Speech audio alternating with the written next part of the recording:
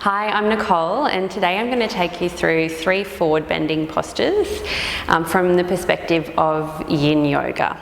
So in Yin Yoga, it's a Hatha Yoga practice, but it's characterised by postures generally that elicit a stretch sensation in the body. And the focus of the postures is often in the lower part of the body, in the hip area and in the legs. There are some upper body postures as well, but today we'll be focusing, as I said, on forward bends. So in Yin Yoga, the idea is often that we remove some of the effort in the poses, so we remove some of the muscular contraction, which allows us to relax into the pose a little more. And also the idea behind that is that it tends to place a little bit more stress on the joints. So that can be a good thing, but it can also be a bad thing. So we have to be very careful about how much of the muscular effort we release or don't use when we're practicing Yin Yoga, particularly for people who are new to the practice of yoga or of Yin Yoga. The muscular contraction helps to protect the joints. So when we look at alignment in a pose, we want to make sure that we are protecting the joints. So the more of that we let go, the less protection there is for the joints. So you have to be very aware of your body. And if you have any joint injuries at all, then it's not safe to practice this type of yoga unless you've been given clearance by your doctor or physiotherapist. We're going to start with a forward bend called Paschimottanasana. So thank you for being a student, Deb. My pleasure. 9 times out of 10, your students will need to sit on a blanket when they're practicing forward bends. So this is because when we bend forward, we need to have enough room and enough mobility in the pelvis to allow the pelvis to come forward. A good rule of thumb, if you're wondering whether or not your student should have a blanket, is to see if when their legs are crossed or when you're sitting in Sukhasana or a similar position, whether or not the knees are higher than the hips. In most cases, I'll still give people at least one blanket, even if their knees are lower than the hips, just to give them that support and that lift. So I'll just get you, Deb, if you can, to turn and face that way. So with the blanket, it's ideal to use the rolled edge so that it's a little bit more comfortable, and you can place that underneath the student to the sit bones, so just to the very edge of the sit bones. You want to have the effect of allowing the pelvis to tilt over the blanket, not just propping them up. So it's like an edge that the pelvis can start to balance and fall down off. So for Deb, 1 blanket is probably enough. The other thing that you can do with the blanket is to take it on an angle. So you might fold the blanket in half for somebody who needs a little more. Deb, if you can just prop up for me. And place this underneath, again in the same way. The sit bones then come onto the edges of the diagonal blanket. So this follows the shape of the pelvis. So the pelvis comes down into that triangular shape at the bottom. So it allows more space here for this part of the body to move. Some people though find this very uncomfortable. So we don't always use the diagonally shaped blanket. It can be uncomfortable in the groin. So which would you like to use, Deb? I think I prefer the other. Yep, okay. So sometimes you'll need to stack up, obviously, more blankets. The other thing that we want to watch when we come into forward bends is that we have enough space for the pelvis to actually move. So especially in Yin Yoga, I instruct to widen the feet as opposed to keeping them close together. So we're respecting the size of the pelvis, the pubic bone, and allowing space for it to actually come forward. In practicing Paschimottanasana, the normal alignment instructions would be to flex here, to push the toe back, to push out through the big mound in the toe, through the big toe, and to contract into the front of the leg.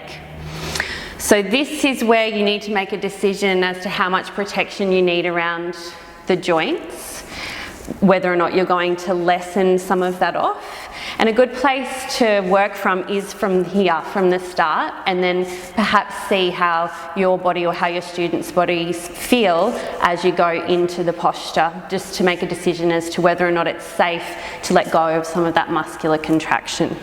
So we're contracting into the front of the legs, and that effectively has the sensation of lifting the kneecap and drawing up here through the muscles. Then when we come to fold forward, you may need to give your students props. So some of them may like to come down to a bolster, which you can use here. You can support that with a block.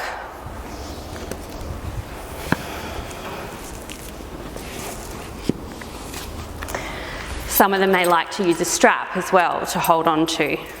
So we'll just get Deb to fold forward on an exhalation. So this just allows the floor to come up a little, and just inhale to come up. The other option, as I said, is to use a strap.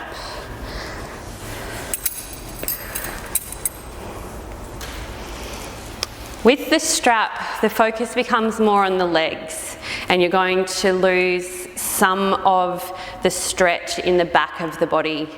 So this pose roughly translates to a stretch to the west. So what we're looking at doing is actually stretching the entire back of the body, so not just the legs. So depending on range of motion and mobility, some people may need to, some of your students may just need to stay in the legs and not worry about the back. For Deb though, because she has been practicing for a long time, we know that she can come down towards her legs. So on an exhale, Deb's going to hinge at the hip and allow her pelvis to tilt forward, her hips to tilt forward, and then come down. So we can see that she's got this beautiful line here in her back, so it's a posture of flexion, so forward bends are flexion, and we actually want that rounding in the spine. So as opposed to coming down in extension, which you may see, that's not what we're wanting to do here. Yes, we want to fold here first. So for students who have less mobility, it is a good idea to just allow them to focus here first rather than doing this. But the idea eventually is that we fold into flexion in the pose. So in a yin yoga practice, we would stay here for about 3 to 5 minutes. But in saying that, that's very individual, so it really depends upon the student. Some people will not be able to stay here for that long. Of course, some may be able to stay here for longer. But as soon as your student wants to come out, then I would respect that and allow them to come out of the posture. So Debbie can come out when you're ready. And a good way to balance that practice out before you move on to the next posture in your sequence is just to bend the knees and draw them up in towards the chest. Keep the knees wide and then just allow the head to fold forward.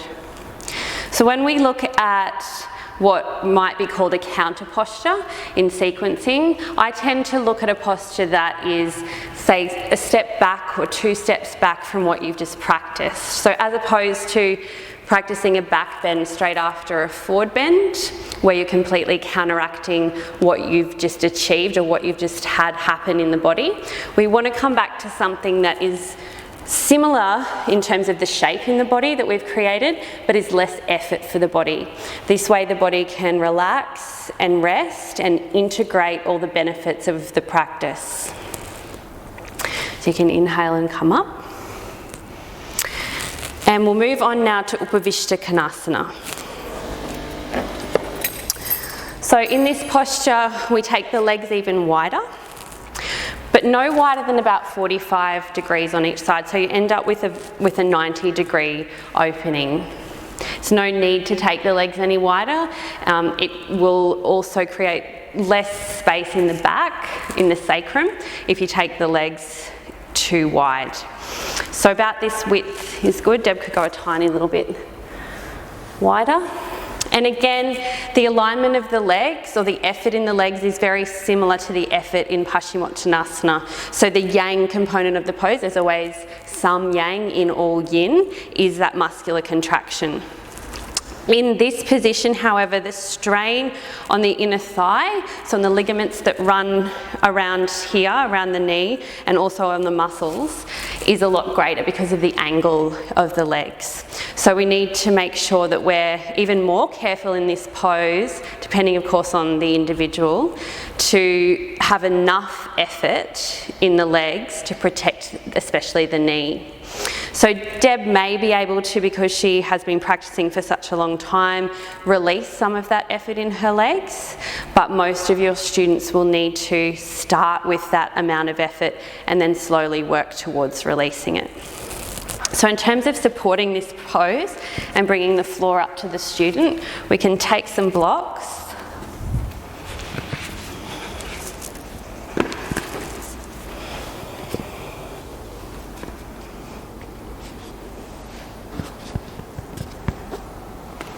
And the student can fold forward. So we want enough space for the pelvis to be able to shift, and still coming into that same idea of the flexion in the spine. So you can see that Deb might be able to release off through the ankle and the foot, and maybe slightly through here, but she's still got quite a bit of effort through the thigh. You can inhale to come up, Deb. And then of course we're just, depending on the student, taking the props down lower, so coming down again on an exhalation.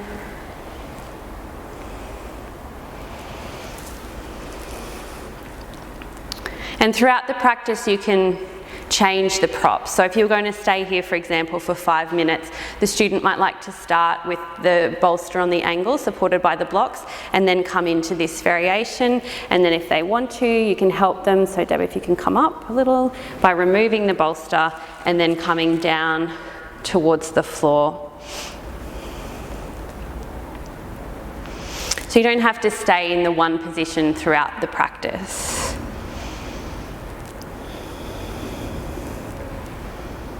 So with the arms, once you've come down towards the floor, so as Deb did earlier, you can reach for the feet, and that is generally the traditional version of the pose, but also you can use an outstretched arm, which will help to give you a lateral stretch, some opening down through the side. And for some students, they might enjoy taking the hands behind them. And this is preparation for our next posture, which is Kamasana. This can help get some of the opening through the front of the shoulder. So Deb, you can inhale and come up. Thank you. And the next one, as I said, is Kamasana. So we start by bending the knees, so bringing the knees up. And I'll demonstrate as well. When we come into this pose, we want to make sure that when we take the arm underneath, that we're not hyperextending into the elbow too much or placing too much weight with the leg onto the elbow joint. So we don't want to strain that joint too much. So we need to have enough movement through the pelvis to actually allow the arm to come through far enough without causing that kind of strain. So some students may just need to come a small way forward with the knees bent here. So there's a very deep compression in the hips. It's very different from the last two postures that we just did because there's an upwards force coming back up into the hip. So that amount of pressure in the hip can feel quite strong for some students. So they may just come to this position here. You can support them with a bolster or blocks. But to come down into the fuller variation, we really have to round into the back, so quite a lot of flexion. And then allowing the arms to come behind, keep the palms turned down. So you can see that Deb's elbow is past her leg, and that's what we want so that we're not straining too much into the elbow. And then if she would like to, just slowly starting to release her legs, to wriggle them out, to come down towards the floor.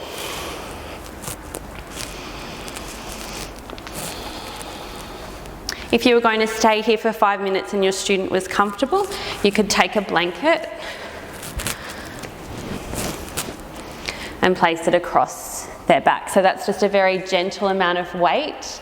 It also feels quite supportive and relaxing, and will help them to stay and find a place of meditation in the posture.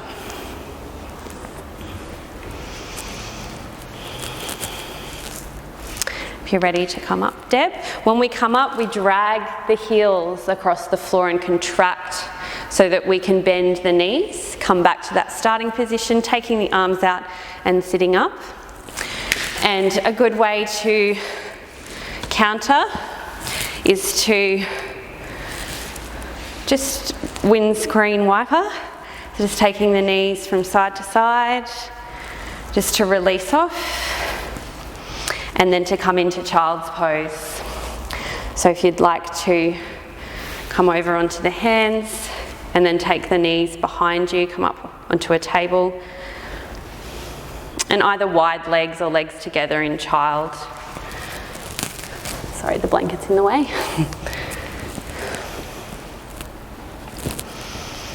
And again, just really rounding the spine in child's pose, so it's still a posture of flexion. So we want to make sure that we find that rounding through the spine, which is a good way to finish the practice as well before Shavasana, particularly a practice of forward bends. So in your class, you could sequence those 3 postures together as a way to build up to Kamasana.